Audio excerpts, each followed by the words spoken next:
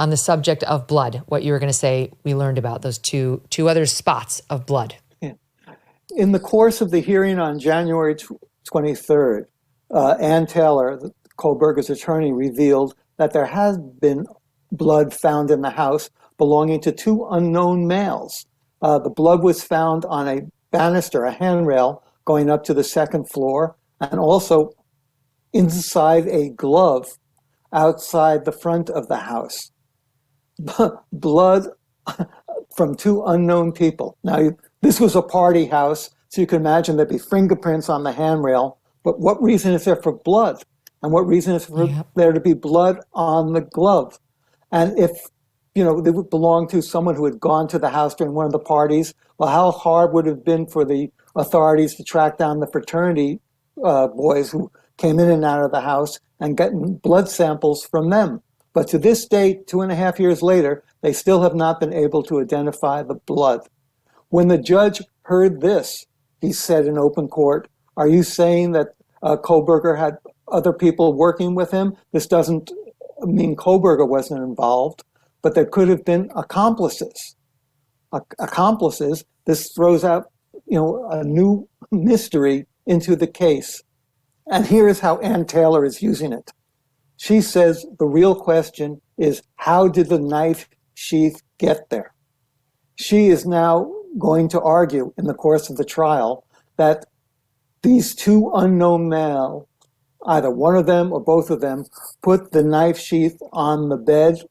They were involved in the murder, and Kohberger, prior to the murder, had somehow innocently touched the knife sheath. The DNA on the knife sheath is just touch DNA. And she is claiming that, or will claim at the trial, that this was done innocently by Kohberger.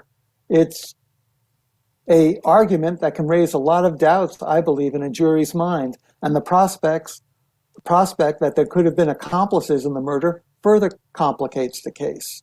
Did the prosecution, did the FBI do any genetic genealogy on the DNA from the blood? All I know is what was revealed in the court, and the court referred to it as unknown males. And, it seems that they can't track it down. On how not one but two men's DNA got on this crime scene, Howard? Well, I'll throw out a hypothesis, and again, it's just a hypothesis, and maybe it's a sketchy one, but I believe Kohberger was guilty. I can't get around the cheek swab DNA that ties him there. So if he was out to commit the perfect crime, if he was a student of forensics, he could have taken a vial of blood with him. He could have put it on the banister. He could have taken a glove with blood already embedded in it and left it at the crime scene. And he could have done this deliberately to put the authorities, to look for two other people. And he would have, meanwhile, been just gotten away with it. And it all would have worked if he hadn't left the knife sheath behind. It's a fascinating theory. All I could think of when you were saying it was, of course, the famous Johnny Cochran, if the glove doesn't fit, you must acquit. Right. And I bet you anything that glove does not fit Brian Kohberger's hand. And, if this is true, right? Like, what if he, as this, he's just getting his PhD in criminology. He's a TA in criminology.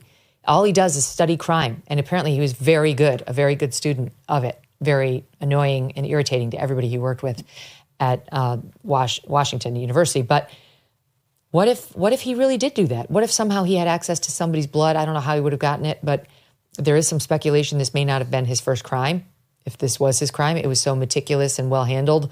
Perhaps this wasn't his first rodeo. And what if that really was like an homage almost?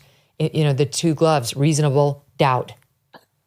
Right. And it would have worked. And, the police to this day can't identify whose blood that was. And again, if he hadn't left the knife sheath there, I don't think they would have been able to ever get to him. My God, such a colossal error on his part.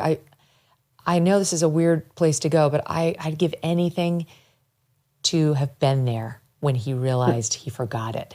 To see the look, the look come over his face when he realized his perfect crime had been foiled by him losing something as basic as the knife sheath, as incriminating as the knife sheath, and then just praying to God that all the times he handled it with gloves on protected him from fingerprints or anything that would tie him to it, and yet he wasn't careful enough. And yet, if his lawyers can get the evidence on the knife sheath thrown out because of FBI overzealousness, it can turn the whole case upside down, and an innocent man could be found. I mean, a guilty man could be found not innocent, but not guilty. We continue to face uncertainty when it comes to the economy, with a perfect storm brewing as Social Security and Medicare hit a breaking point, as the largest generation is hitting retirement. A smaller workforce means a smaller tax base. You pair that with our growing national debt and our rising cost of living, and we could have a very big problem on our hands. So what are you doing now to protect your family for the future? Are you diversifying? Gold can be very useful to you in this. It can be a safe haven in hard economic times. And Birch Gold has a super great reputation, and they will make it very easy to diversify a portion of your savings, if you so choose, into physical gold.